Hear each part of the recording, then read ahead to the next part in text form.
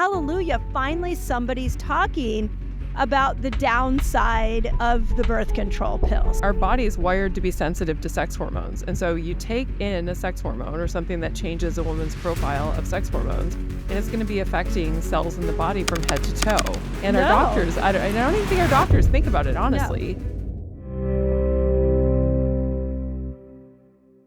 Well, Sarah, I have to start by welcoming you to my Resetter podcast. I'm going to tell you a couple funny stories, interesting stories. The first was, so I'm 55 now, and when I was a teenager and had a very awkward conversation with my mom about birth control, the birth control pill or what my birth control options were. My mom was a pioneer and a woman ahead of her time, and she said, I'm willing to talk to you about all of them except the birth control pill. You cannot get on the birth control pill. And she didn't really give me any reasoning why. And then fast forward through all my education and all my studies on women's hormones, when my daughter and I were having the discussion around the birth control pill, she wanted the birth control pill because she's like, oh, my friends are taking it. It's so much easier. And I said, that's the only one I am not okay with you being on. And I had some very strong opinions. So when I saw the title of your book, when I saw what you were writing about, I'm like, hallelujah, finally somebody's talking about the downside of the birth control pill. So can we start this conversation from, wait a second, I thought I took a pill every day for a month. I didn't get pregnant. It was really great. You're now telling me it's not so great. What is it we need to know about that? Right. I think that most people, when they go on the pill, they do it for, like you said, very targeted effects, right? They're like trying to avoid pregnancy. Sometimes they're just like trying to clear up their skin, or they don't like the fact that their cycles are irregular. And so they're looking to have a more predictable experience for when they bleed. And so they take the pill and just assume that's the end of the story, is that it's all about reproductive health. And, and it does all of those things. But the thing about hormones is that there's no such thing as a localized effect of a hormone. And the reason for this is once hormones get into the body, regardless of how they get there, whether they're created by our own bodies or whether, we take them in the form of a pill, they get into the bloodstream and then they travel everywhere that blood goes, right? And then from there, they get picked up by cells in the body from head to toe that have receptors for the hormones. And the thing about women is because we have bodies that are wired for pregnancy, that means that almost all the cells in our body have hormone receptors, right? Sex hormone receptors in particular. And this is because almost every single thing that our body does, whether it's the functioning of our circulatory system, the functioning of our immune system, and of course, the functioning of the brain, all change in response to pregnancy. And so our body is wired to be sensitive to sex hormones. And so you take in a sex hormone or something that changes a woman's profile of sex hormones, and it's going to be affecting cells in the body from head to toe. And a lot of us we don't think about that, right? Because nobody tells us. And our doctors, I don't even think our doctors think about it, honestly. No. And so they just like give it to you for a handful of effects. And then it ends up having these, causing these sweeping changes from head to toe that for some women can feel less noticeable, but for some women can feel very noticeable. It's interesting. When I first dove into functional medicine and really trying to understand root cause natural healthcare, I was sitting in a conference where we were talking about the thyroid. And I remember the instructor saying that you have almost every cell in the body has a receptor site for thyroid hormones. And it was the first time, this is about 15 years ago, it was the first time that I had heard anybody talk about this systemic effect of hormones, to your point, that we think of it as like, oh, they pop in, they help us, ovulate, and they help us bleed, and then they go away. But their secondary effects throughout the whole body are some of their most powerful, reasons for being there.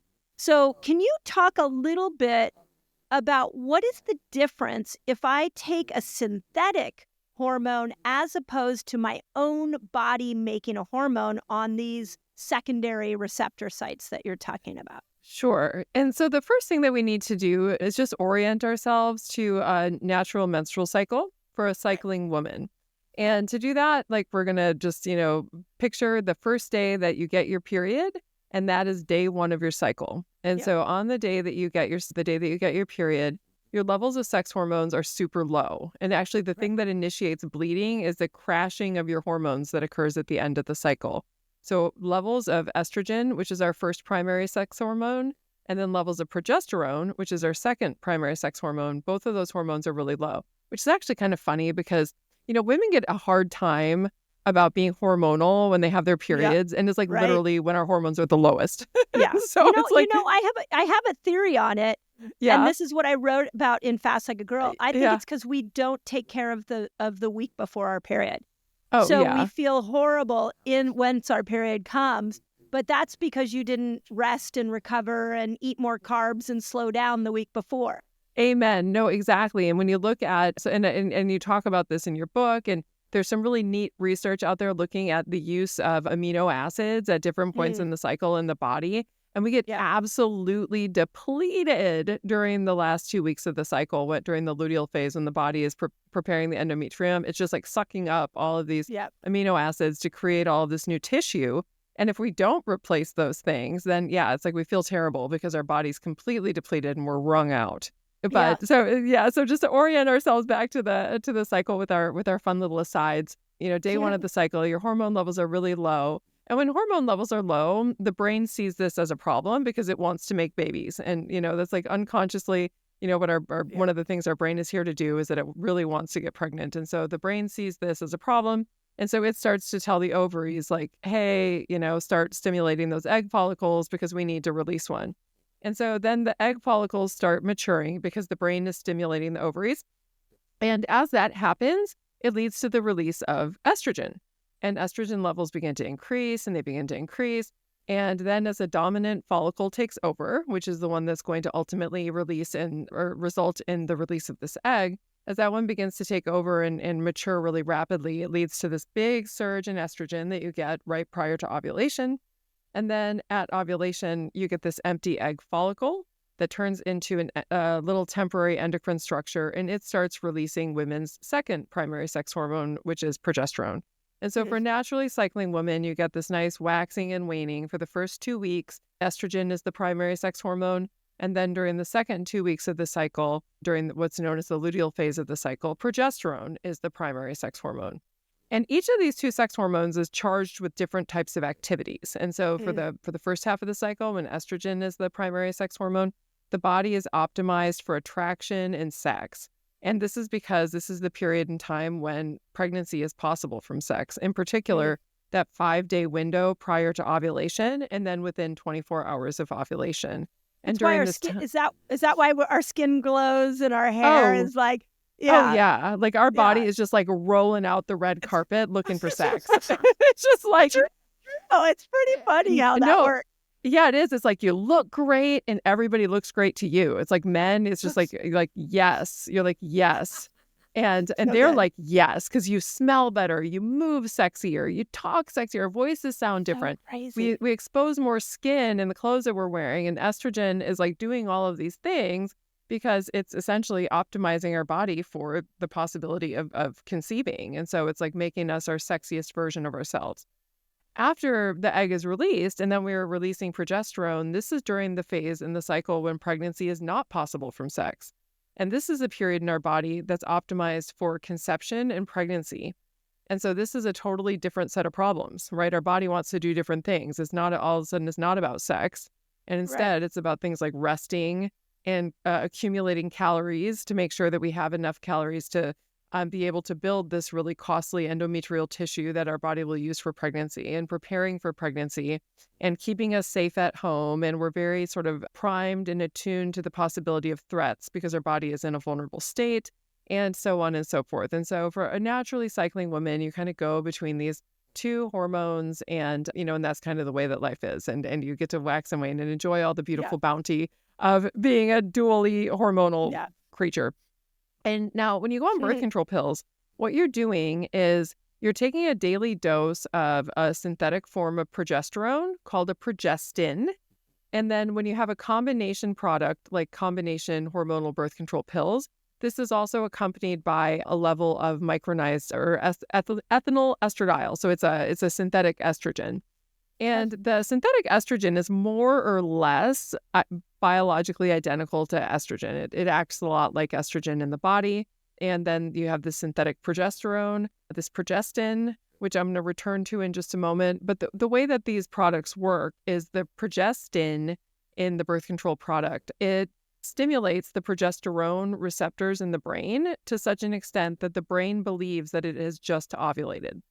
Right. So the brain thinks it's just ovulated. So it doesn't stimulate the ovaries, right? Because it thinks that it's waiting to see whether or not that fertilized egg is actually going to implant itself. And so the body is sort of fooled into believing it's in the luteal phase of the cycle. All the time? Is the whole time.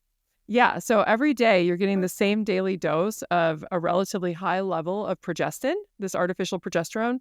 And then some of the products don't even have any estrogen in them at all. And then for the ones that do have estrogen in them, it's a relatively low level, particularly compared to the level of progestin. And so when you go on hormonal birth control, some of the side effects that women experience are simply the result of the fact that they never get to be and enjoy that really beautiful estrogen dominant phase of the cycle. I'm thinking now, like, my mom was incredibly wise, because I would have missed out on all that estrogen, which brings serotonin and dopamine and acetylcholine and amazing things. It's when most women feel their best. And I know, like, I had the experience of, I was on hormonal birth control for a very long time. And when I went off of it, I'll never forget the first time that I cycled afterward, because I was just like, hello, what have I been missing? Like, how have I been missing out on this? I was so upset that I'd been missing out on this really lovely experience that you have during the first half of the cycle. And so women who are using hormonal birth control, part of the things that we see, like in terms of, decreased sexual desire and less attunement to sex and pleasure, these things are all the result of the fact that their estrogen is pretty much flatlined during the course of the cycle, and that they're constantly in this state that is more similar to the luteal phase or the progesterone dominant phase of the cycle than the other half. The other thing that happens, the other set of side effects, is the fact that these progestins that are in hormonal birth control are really funky. And they're molecularly funky because they're not derived from progesterone. So like ethinyl estradiol feels pretty much like estrogen, and it's got good binding affinity and binding specificity for estrogen receptors in the brain and the rest of the body, meaning that it kind of acts like estrogen. Progestins are not synthesized from progesterone. Most of them are synthesized from testosterone. And so they're just monkeyed with molecularly in a way that allows them to stimulate progesterone receptors in the brain, which is what shuts down ovulation, right? Because the brain thinks that it just ovulated. But they don't have good binding specificity, meaning that they bind to other things. So, for example, sometimes they'll bind to testosterone receptors. And this is why women who take these second-generation progestins, like levonorgestrel, which is a very popular type of progestin that's used in a lot of hormonal birth control, can have some side effects like skin breakouts and even like things like getting facial hair, because their androgen receptors or their testosterone receptors are also being stimulated. Wow. And they also don't have necessarily great binding affinity either. And so they will kind of fall off the receptor and not have some of the effects that we might want from progesterone, right? Some of the positive effects of progesterone. Right. And one of the things that they do, there's two of them. So two of the things that this is most relevant to is, one, in addition to sometimes stimulating testosterone receptors, these funky monkey progestins have also been known to have affinity for binding to glucocorticoid receptors. And this is, of course, the receptors that bind the stress hormone cortisol. And this can actually create a state of chronic stress within the body, right? Because it's having these receptors stimulated over and over and over again. And what we see is that because of this, women who are using hormonal birth control, a lot of times their bodies will actually shut down the cortisol response to stress, because that's what the body does when it's undergone chronic stress, is that it'll just say no more stress for you. And it just shuts down the functioning of the HPA axis. And what we tend to see is that women who use hormonal birth control, many of them don't get a cortisol response to stress, which is not adaptive. And it's something that actually minimizes a woman's ability to cope with stress.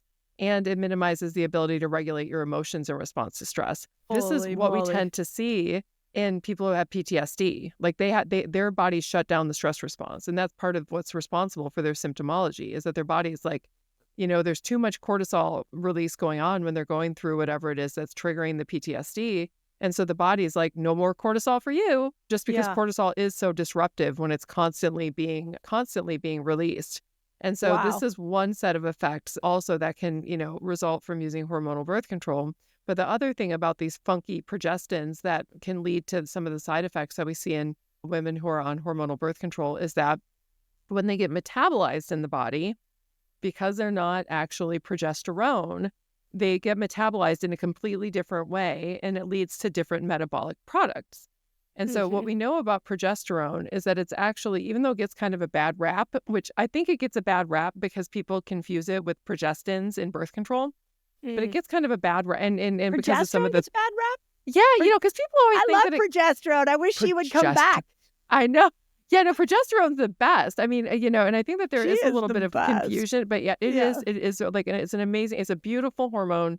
It does a lot of Yeah. really great things in the physical body. It does things like promoting neuroplasticity in the brain. Like there's some really cool research looking at using progesterone in the context of things like traumatic brain injury, because it does increase neuroplasticity. Yes, I that saw it's some research on that. Yeah. yeah, so it's beautifully Super protective cool. to the brain. Yeah. And then when it gets metabolized, one of the things that it does is it releases this really powerful neurosteroid called allopregnanolone. And allopregnanolone is a really powerful stimulator of GABA receptors in our brain. And GABA receptors in our brain lead us to feel some of the things that we like to feel when we're like sitting by the fireplace and relaxing, right? We Calm. just finished a yoga class, right? Or we're meditating. That's like the Yes. feeling of GABA. Another thing that stimulates GABA receptors is alcohol, right? And so if anybody's had alcohol, right, that feeling that you get where you're feeling kind of relaxed. It's the very same type of an experience, right? You get this feeling of like relaxation and being chilled out. And women who are naturally cycling and releasing progesterone, we get a free dose of this every month when we're releasing progesterone, because our body is producing this powerful metabolite that chills out the brain and increases neuroplasticity across the cycle. So even out of the luteal phase. But hormonal birth control, because it does not contain progesterone, it contains progestins. And these progestins, when they are metabolized, do not lead to the release of allopregnanolone. They're lacking some of this really beautiful activity that helps to regulate many women's moods across the cycle and helps to maintain psychological balance and mood balance in naturally cycling women. That was a beautiful description, by the way. That was, thank you. I really appreciated that. So what would the symptomatology look like of like a 25-year-old? And I know we're going to get into menopause and perimenopause, but what would it look like? Does it look like I overreact to stress and I can't calm myself? So now they put me on an antidepressant or something to counterbalance that? Yes, yes, and yes. So essentially it feels like being really easily overwhelmed by everything, right? Having sensory stimuli and everything else just be too much, right? Where you feel like you can't regulate, you can't absorb your environment, you can't like regulate your emotional responses. Sounds like menopause. Yeah, no, totally. I mean, I think hormonal upheaval, like even in all of its various manifestations, feels the same in a lot of ways, because it's like you also see similarities between like postpartum depression and PMS and PMDD and, and puberty and then the menopausal transition. I mean, anytime that our hormones are being shuffled up like a deck of cards, it just, leads to, all kinds of upheaval. But like feeling overwhelmed, feeling depressed, feeling like you can't cope. These are some of the ways that you can experience these feelings, feeling like you can't regulate your emotions. And, for some women, they have the experience of like recognizing that it's happening. Like they can see themselves almost in the third person and reacting in this way, but they can't talk themselves out of it because they're just not able to quite regulate their emotional responses. So that to me is a lot of menopause symptoms, and which would make sense because in menopause you're missing hormones. So what I'm hearing is that you're missing hormones when you're taking the birth control pill. Oh, 100%. Yes, because you don't get you don't get the really beautiful changes in estrogen, and you also don't get these really nice changes with respect to progesterone. Are right? you And still so are you still releasing an egg if the estrogen isn't high enough? No, so you're not even releasing eggs? no, and that's actually how it prevents pregnancy, right? So it's like really clever in that way because it's like it prevents your body from stimulating the egg follicles, so you never release an egg and then you don't ever get pregnant. But creating and releasing eggs is how we make hormones. And so when Right, you, right. It's beyond uh, just having a yeah, baby. So then what happens if you go on like the birth control pill at 16 and you get off of it at 45 and right. you haven't been releasing eggs, you don't have your own natural hormonal rhythm. What Right. happens at 45? That's a really great question. And the thing is, like, there's almost no research looking at the effects of hormonal birth control on like the development of the brain or the rest of the body, especially during adolescence. Because a Mm, lot of women are put on it really early, like you were saying, like if you're 16, or even if you're any age before 20 and you're going on this, your brain and your body are still developing and, they're going through the pubertal transition and mhm, the leading sort of architecture in the transition, of taking your childlike brain and body and turning it into the grown-up version of itself are your sex hormones. I mean, they're leading the orchestra in terms of coordinating all wow. of the development that goes on in your body during the pubertal transition. And so Mhm, then to suppress hormone production, right, and replace it with these synthetics that are either, inadequately stimulating our hormone receptors or stimulating some of them, but not the other ones, or stimulating the wrong ones altogether. We don't know what that does to development, but there's absolutely it would literally require a miracle from the scientific heavens for it not to affect development. Because there's just yeah, no way. I mean, it's like you've our hormones. manipulated a core system in our body now. Yeah, I mean, there's just no way that when you take it during the developmental years where sex hormones are playing an organizational role in the body, that that is not going to have a lasting impact. And we just don't know what it is or whether it matters. Do you know what I mean? Wow. Like it could be that it affects all these systems, but if you really look at, Wow. outcomes, like how people feel and experience that it doesn't really matter. I don't think that that's probably the case, but it could be because we just don't know. But there's So, just no way it doesn't affect it. yeah, I mean, it seems impossible. And if you're not releasing eggs, I mean, I have so many thoughts on that because there's a lot of wisdom in those eggs. And then what do they Yeah. just die inside the ovaries? Like, what happens if they don't have hormonal juice? Do they just wither away and die in there? Yeah, well, so that's a really interesting question. It's not one that we have a really full answer on, but I'll tell you what we do know, and it's like little pieces of information.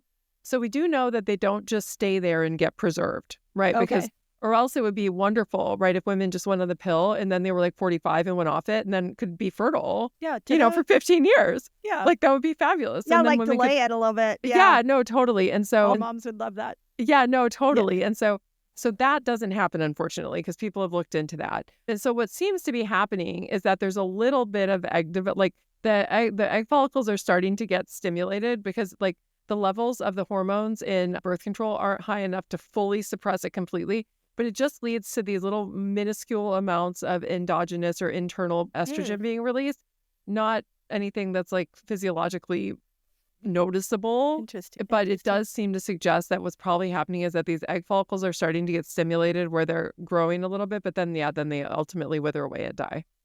Wow. Wah, wah, wah. So yeah, right. So I'm pretty sure that all the avid listeners of the Resetter podcast are now sending this episode to their daughters Yeah. that are in their 20s. I can pretty much guarantee that.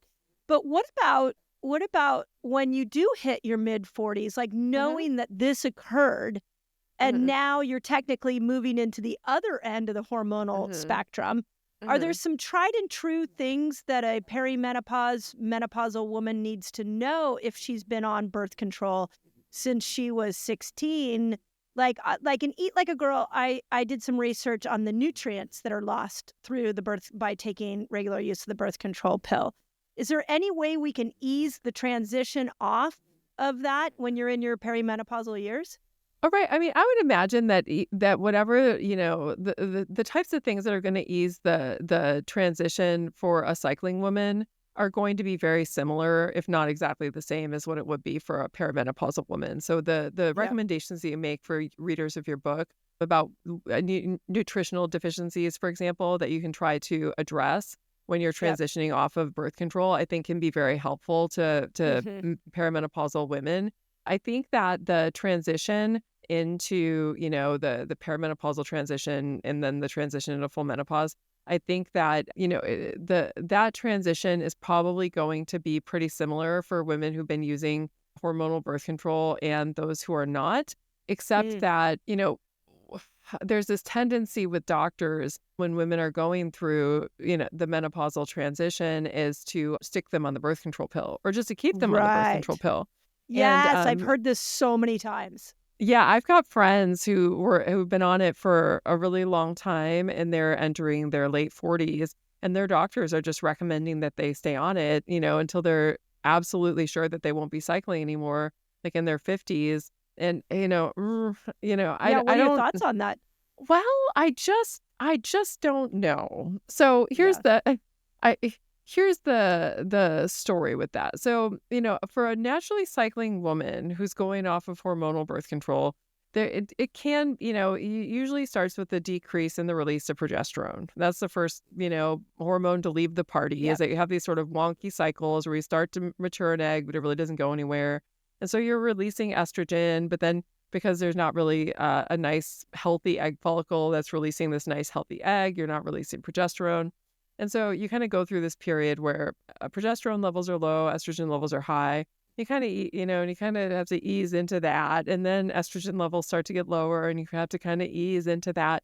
And Mhm. it's not fun for anybody. Like, I don't know anybody who's like really celebrates this as an amazing time during their adult lives. Yeah. But it can be relatively smooth sailing if you handle it right. We can talk about what some of my thoughts are on that because I do think that some women really do well using hormone therapy, and so we can kind of talk Mhm. about that. Talk And then about that in a moment. yeah, and Yeah. then also like alternatives to that if you don't want to do that because I know Yeah. that there's also a lot of women who are like, I don't want anything to do with synthetic hormones, and that's Yeah. there's things to do about that too.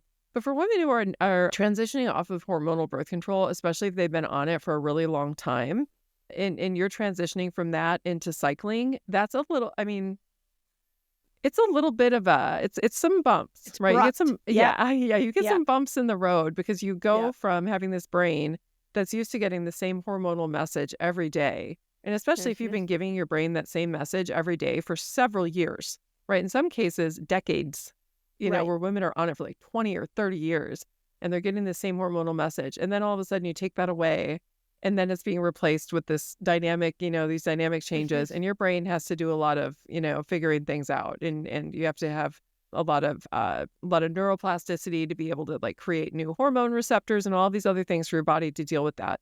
And so Mm. to transition off, then naturally cycle, and then have to, then transition from that into the hormonal it can be a little bit of A a lot. little bit of a rocky road, Yeah. but, I don't, it's, I think that getting the benefits of cycles is always a good idea just because Yes. hormones and the release of hormones, they have so many positive effects on our body. They affect bone density, they affect Mm. neuroplasticity in the brain.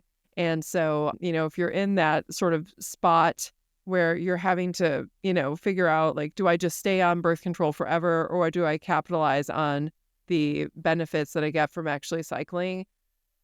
I would say benefit from the actually cycling for that period of time to get Yep. the benefits of the hormones, even though it is a little bit of a rocky road, Yep. Yep. that it might be worth it Yeah, because that's what I'm thinking is yeah. find a natural rhythm because one of the things that I've heard, and this was my big complaint around my daughter getting on the birth control pill, is now you're synthetically manipulating a natural cycle. So if you Mhm. go from the birth control pill to hormone replacement, where is the woman's natural rhythm? Like the brain doesn't really know that. Right. And that seems like it could be a little dangerous. Yeah, yeah. I think it could be, if nothing else, really confusing. Yeah. Like for the Confusing might be the best way to you say like it. for the poor brain, like Yeah. what is this? Like what are we Yeah. doing here? So Yeah. I do think that there's benefits from transitioning off and like trying to reap as many benefits as you can from cycling while you can. And Yeah. then, and then deciding whether or not you want to use hormone therapy.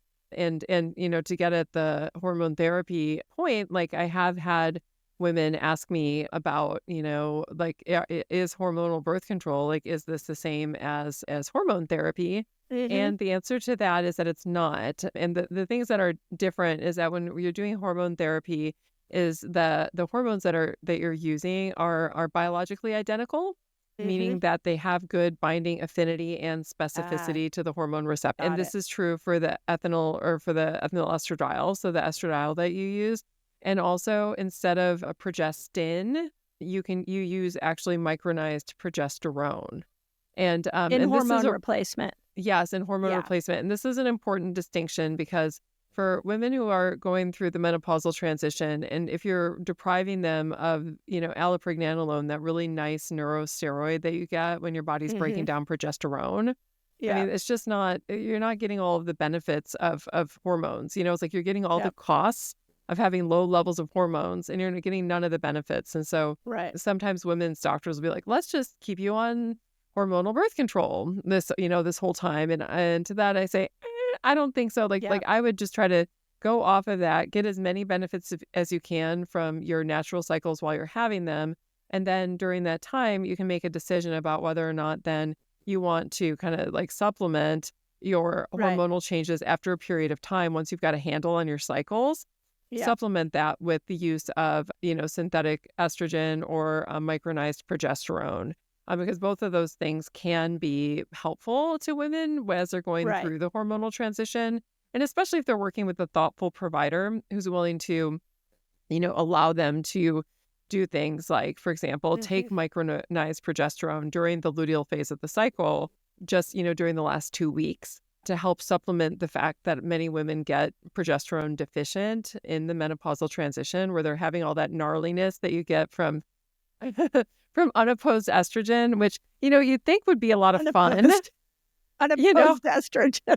you know, I like the way you said that. Go yeah, ahead. Keep going. yeah, but I mean, you think that'd be a lot of fun where you have this like cycle where it's just like estrogen and then like no Oh God. progesterone, but it doesn't feel that way. It doesn't feel that way at No. all. It's like women feel on No. edge and they feel, like just like totally Yeah. overwhelmed and We crabby. may just keep talking and never stop talking Yeah. too. Like I could just progesterone chills us out. So that's pretty funny. Yeah, Yeah. yeah, no, totally. And so, using micronized progesterone as part of hormone therapy is a totally different animal than using hormonal birth control, which contains these progestins. Yeah. And so the hormonal sort of the traditional hormone replacement therapy is a lot more in tune with what actually goes on Yeah. biologically in women's bodies. So if you're listening to this and you're 50 and your doctor said stay on the birth control pill, what I'm hearing from this is let's have a different conversation with your doctor or get a different doctor who can move you over to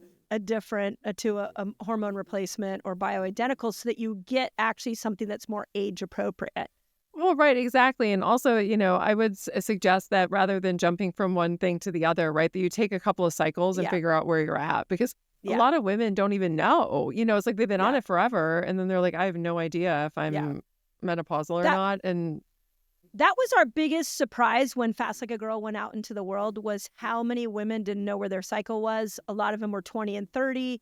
We've seen with fasting and fasting for your cycle and with menopausal women, I have them fast according to the moon cycle so that they have some kind of rhythm that they can work with. I love And that. it's really, when you dive into it, you start to see how connected we are to water, the moon, all of it. It makes so much sense. But on the Yeah. surface, it sounds very, very witchy, but it's really quite remarkable. And what I see with these women is when they come back to some kind of cycle, whether they're 60 or 70, oftentimes they'll have 1 or 2 days of a period.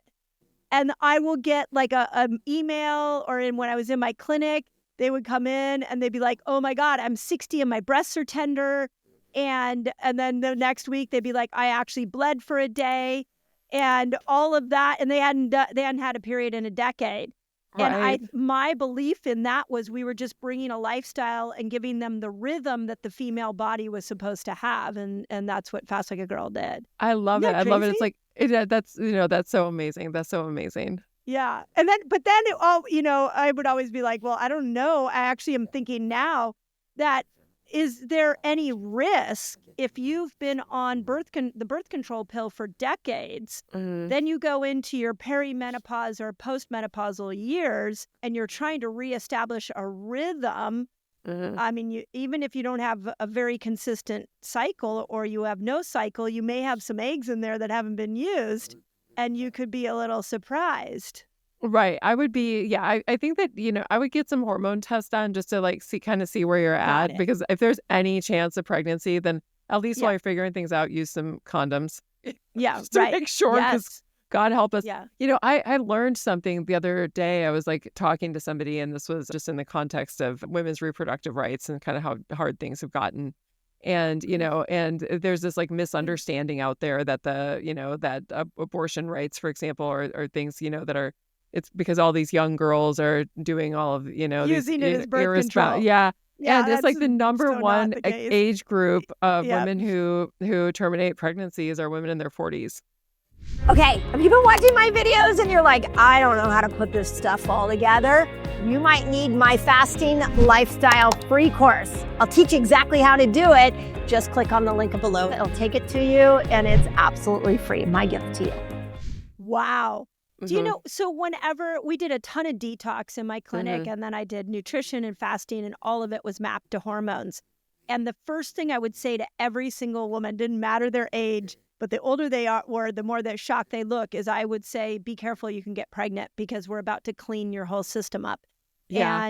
And we had a few oops and we had a few surprises that were actually wonderful surprises, but it's really interesting. So does that, I'm just out of curiosity then, when people get off the pill, a lot of times they struggle to get pregnant, like if they're in their 30s. So is that because there hasn't been a natural rhythm that the body knows hormonally? Right. It was so maybe. So let me say this, that there's been a lot of research into this very question about whether or not being on hormonal birth control changes your fertility and like, does it make it more difficult to get pregnant? And the research seems to suggest the answer to that is no. And so there doesn't seem, the average time lag from length of time on birth control use for like getting pregnant relative to people who've never used it is only about a month and a half. Okay. So it doesn't seem like there's big differences there, but I will say this, and that is that, so on the one hand, the answer to the question is no. On the other hand, the answer to the question is maybe. And this is because, when you're on hormonal birth control, it allows you to push back childbearing as, forever, right? You're like, well, I'm going to wait and get my, PhD. Like that was me. I'm going to wait and finish my PhD. And then, and if I would have then continued to wait, and I did, and I started having my kids, and thankfully I was able to have them really easily and it didn't cause any problems. But I have a lot of colleagues who like, I'm going to wait until I get tenure. I'm going to wait, and then they end up in their... And they wait until they're in their mid-30s, and then they have a difficult time getting pregnant. And so I think that one of the things that birth control has done, or birth control pills and whatever, is that it has made us not be in tune with our fertility, and the fact that it's not infinite. It's like because we have so much control over our fertility with the pill, that it feels like we have infinite control over our fertility, and we don't. And some women, they end up having a very difficult time getting pregnant even after their early 30s. It's like it's not a perfect system. Well, it makes sense. You've manipulated the system, and now the system has struggles to work on its own. So my clinic had a ton of women in their mid and late 30s that would come in trying to get pregnant, and we would use lifestyle and detox to try to bring that rhythm back. So that makes perfect sense to me. The links between, and I was just having a conversation with a colleague about this, but it's like, the cycle is so tuned into the health of the body, so like the work that you do with like helping to detox the body and get your body, sort of back into, it's so good for fertility. I mean, the two things are so linked to each other. Very. Yeah. And in fact, and this is, it used to be like sort of thought of as kind of like woo-woo medicine, right? Like this idea that the health of the body and, and fertility and, and kumbaya. But the National Institutes of Health, even in the U.S. now, has calls for research trying to look at this because they're learning that this is, in fact, a very powerful predictor of overall health. And it's because when you take care of your body, it promotes fertility. And when the body is in poor condition for whatever reasons, whether it's chronic stress or you're like not eating the right things, or you have nutritional deficiencies caused from birth control use or whatever it is, then this can cause issues with fertility. Yeah, it's crazy. Okay, you have to talk about how if you're on the birth control pill and you pick a mate, you get married, and then you get off, that you could have picked the wrong mate. What was the study on that? But that hit everywhere. Right. And my brain was like, yep, that's why you don't manipulate the hormonal system. But it changed your attraction via smell to your partner? I mean, all over the place. So just to contextualize this for you a little bit, for about 25 years now, there's been research in psychology looking at the role of women's endogenous hormone production and how that affects mate choice. And what that research finds is that when women are at points in their cycle when pregnancy is possible, so when estrogen is rising, that this increases our brain's attunement to, things related to sexual attraction and sexual desire. So at high fertility, when estrogen is high in the cycle, not only do women look better and our skin looks amazing and we feel great, we're also like super dialed into qualities that are related to genetic compatibility. Right. So we're super dialed into, things like testosterone cues, which is something that's believed to be related to genetic quality. We're related to smell, which is related to whether or not somebody has compatible immune system with your own, and so on and so forth. And so women are just like super dialed into genetic compatibility and sexiness when estrogen is high. And it was only more recently that researchers said, wait a minute, if estrogen increases attunement to all of these things, and when you go on birth control pills, it keeps estrogen really low because you're never ovulating, who are these women picking as mates? Right. And so, and why are they picking them? Yes. And what are they paying attention to? And so then researchers started to follow up on that, and they started looking at the differences between the types of qualities prioritized between women who choose their partners when they're on the pill or women who choose their partners when they're naturally cycling. And one of the things that they found is that, lo and behold, if women choose their partners when they're using birth control, that they're not really choosing based on these qualities related to sexual attraction and, just sort of like sexiness and like scent and some of these other cues that naturally cycling women choose. Instead, they're tending to prioritize cues related to things like parenting. Like, does this person seem like they'll be a good parent? Does this person seem like they will be a good provider? Is this person somebody I get along with? And so they're really focusing on some of those other qualities that tend to impact mate choice. Because whenever we're picking partners, we're always kind of balancing this need between, sexual attraction and that, and then also good partnership ability, right? Is this going to be somebody in your younger years? Yeah. Yeah. Is this somebody I can get along with? Is it somebody I'll be able to raise kids with, and so on and so forth?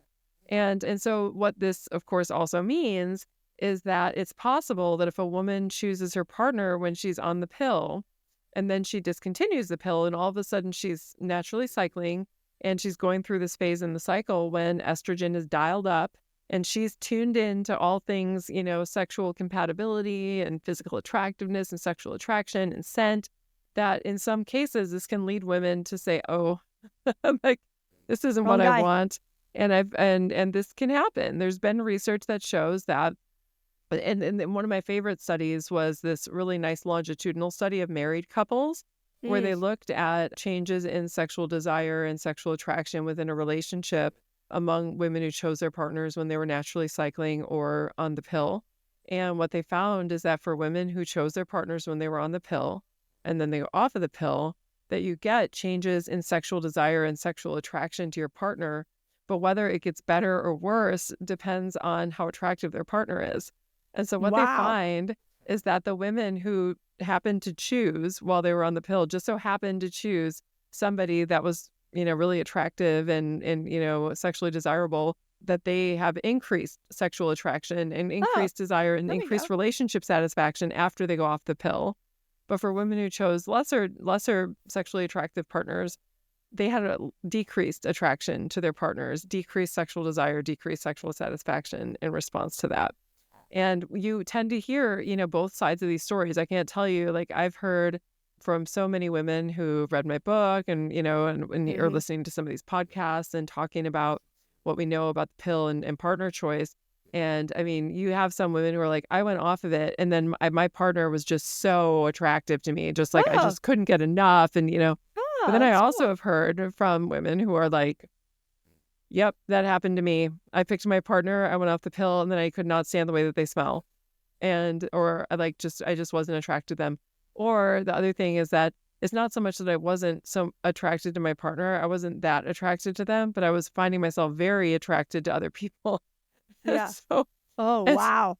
yeah, because it's almost Wow. like, it's like when you have your estrogen shut off, you're Yes. like not in tune with that whole part of yourself, right? There's this Yes. whole part of ourselves that comes out in response to estrogen. And, and it's this part of ourselves that's like, is sexually motivated and is, like notices attractive partners and, wants to have sex and all of that. And then when you have that turned off, I mean, you can imagine you could just kind of pick a partner where you're like, oh yeah, no, yeah, I like They you, seem like like a you're good good looking, and person. Yeah. and then all of a sudden you turn that up again, and it's like, oh, and if it's not the person, and all of a sudden Yeah. you can be like, uh-oh, like the next door neighbor is like really sexy to me, and like, And then I'm wondering too, a lot of the statistics that I've seen on menopause, one of them is that, and I've seen two different statistics. One says 65% of divorces are initiated by women after 50. I've also heard 70% are initiated by women after 40. So I think there is something that is happening there. And one of the major reasons I wanted to bring you to have this conversation is because when we look at the menopausal journey, I feel like we don't talk enough about, well, what did all those years on the birth control pill do to you? And when you get off of it, now you're dealing not only with these low hormones, but with things like you're bringing to the conversation. And, as a psychologist, I would think like everybody should be considering this in therapy in couples therapy, maybe when we're looking at the brain changes that are happening because of the hormones, how potentially the birth control pill may have manipulated the connection between a couple. And then once you get off, it's different. It's so fascinating. And I think that, hormonal changes and, whether it's the birth control pill or going into the menopausal transition, and the way that can really uproot your sense of yourself is something that we just don't talk enough about, and it's like, I don't think it's so funny because when you talk to younger people, because I'm in my late 40s now. And so, I can say younger people. Like when you talk to younger, you've earned the right. I can say those young people, those youngins. When you talk to younger people, I don't think that they have a sense of the extent to which their hormones are part of who they are and their sense of themselves until but when you talk to women who are in the middle of the menopausal transition or on the other side of menopause, they absolutely understand it. Yeah. It's like, just wait till they go away and then you understand exactly what they did for you. Right. You're like, oh, wow. But, it's so interesting because it's like the way that we see ourselves, right, and our identity and all of that gets wrapped up in our hormones, you know, to an extent. And, I've talked to people, women who've had the experience of, and this one does not happen often, but it happens. And I have absolutely no doubt that what these women are reporting is the result of the hormonal changes on the pill. But I've had people report that they've even had changes in sexual orientation where they thought that they were bisexual, for example, and then they go on or off of it. And all of a sudden they are like, oh my gosh, no, I'm actually fully a lesbian. Or I thought I was bisexual and now I'm heterosexual and I can't imagine having a relationship with a woman anymore.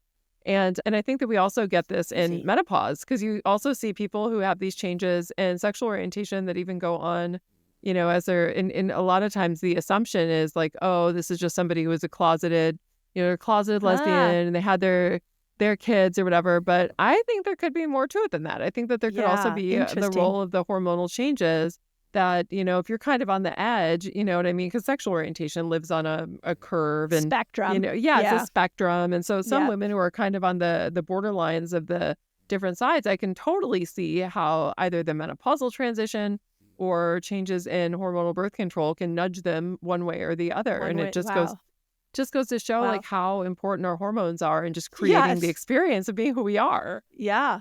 What do we have any research about how going on hormone replacement therapy changes your connection to your spouse or changes your sexual orientation? Like, you're talking about the depletion or the getting off of, but what happens if you come in with hormone replacement? That's interesting. So I haven't seen anything with respect to sexual orientation, but definitely like with, and not necessarily even like specifically attraction, but there's plenty of research showing its effects on sexual functioning, and that women feel more dialed into their sexuality when they're using hormone therapy relative to what they feel when they're not using hormone therapy. And this makes sense when we think about all of the things that estrogen does. Right. And there's kind of two parts to this, because on the one part, it's, it flips all these little switches in our brain that make us feel attractive and make us feel, sexual desire. But it also, because of the physical changes that it, causes, like it increases vaginal lubrication and some of these other things, which also makes sex easier, because a lot of times when women are going through the menopausal transition, you get a lot of vaginal dryness. And then that, of course, leads to a feed-forward cycle, right, where you're thinking about that, and then you're not thinking about sex, and it just makes it all worse. And so by eliminating some of those symptoms, it allows women to sort of relax into their sexuality in a way that also then facilitates sexual desire. The other thing, too, that I've been deep into studying right now is estrogen's connection to oxytocin. And how estrogen amplifies oxytocin. And so the question I've been pondering is, well, what happens when estrogen goes away to oxytocin? Oh, interesting. And there's a couple things I've researched, and one is definitely the desire to nurture in menopausal women is muted, because you don't have estrogen amplifying oxytocin, so you're not as wanting to take care of everybody. When you look at people pleasing, people pleasing is actually an oxytocin-rich environment that gives you that oxytocin, like it made you happy. And in the presence of estrogen, that will amplify oxytocin's effect. But when estrogen goes away, all of a sudden, hang out with any menopausal woman and you'll find really quickly she is not interested in pleasing you. And that there's very much a different mentality. And I think that's because of the relationship between estrogen and oxytocin. That's really interesting. And it would be really interesting to look at that with women on hormonal birth control also, because, and there's been some work, and there's been a little bit of work on oxytocin and birth control. And so, for example, in one study, well, actually it was two different studies from two different labs where they found that there was some disruption in the oxytocin signaling.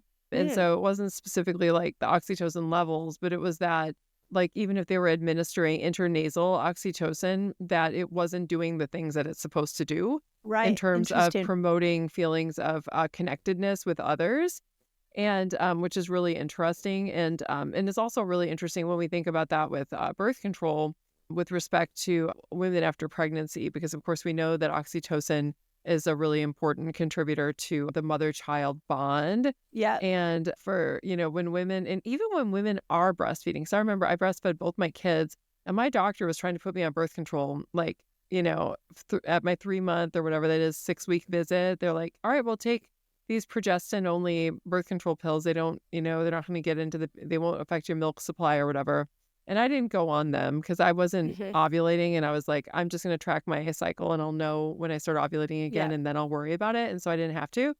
But a lot of women go on it, right? Their doctors give them this, birth control right after they have their babies. And I wonder about the bonding between the mother and the baby. Yeah. And whether that causes disruption there, which is a really important issue. Fascinating. The other research I found is that there are oxytocin receptor sites in our bones. Oh, interesting. And so they believe that when you go, part of what's contributing to menopause is not necessarily the loss in estrogen, but it's also the loss in oxytocin. And that's contributing to osteoporosis. So I wonder if with the birth control pill, if we see like with competitive athletes, I wonder if there's more like strange fractures, stress fractures, things like that. That's a really interesting question. And also, another thing with, when we're looking at things like osteoporosis and that sort of thing, progesterone. So everybody, people seem to recognize that estrogen plays a role in bone density, but so does progesterone, and it plays a really important one. And my guess is if you look at osteoporosis risk of people who are birth control users and not that those who were birth control users, because they didn't get actual progesterone, they were getting that funky monkey progestin that doesn't do any of the things that progesterone does except for stimulate some of those receptors, is that you're going to have weaker bone density. And so I would think that, for your listeners who haven't had a bone density test, if you are a former birth control user, that it's worth getting checked out to just see whether or not you need to do a little extra resistance training or other things that you can do to build some skeletal muscle and then bone density. So well said. Either that or just hang out with your besties all the time and get a lot of oxytocin. Yeah. So that's even better. So you can bring that back. So that's even more fun. Right. Even more fun. Okay, this was so fascinating, Sarah. Like it's when I went to go write Eat Like a Girl, I at that point was like, we need to put something in there about the nutrients that get depleted through birth control. So I have a little section in there of like, these are the ones you're going to want to add back in. But one of the things why I wanted to bring you here is I just keep like watching women get advised to stay on the pill. I've seen women that abruptly get off of it in their 40s and really struggle. So I think what's beautiful about this conversation, I hope everybody's catching this, is that it's a continuum. Like from the moment the hormones come in till the moment the hormones go away, that impacts everything in your life. And we don't give it enough credit. Yeah, no, absolutely. 100%. So it's incredible. And you're writing a new book, I heard. Yes. The book with no name. The book with no name. Yeah, it comes out in September. I'm very excited about it. And it's about a lot of these things that we talked about. And some of the work that I talk about is very much credit to you, because you talk a lot about the way that, cycles and hormones are affected by the foods that we eat and not eat, and, right. and how we need to treat ourselves differently depending on what's happening hormonally. And this book is just about this idea that we are cyclical and that we need to understand that. And science, unfortunately, has really only studied when women are actually included in research, are only studied during the first couple of days of the cycle even. And so there's this whole phase of the cycle, especially these last 2 weeks of the cycle, when many women feel very terrible. They feel terrible because they're not taking care of their bodies the way that their bodies need to be taken care of during that time.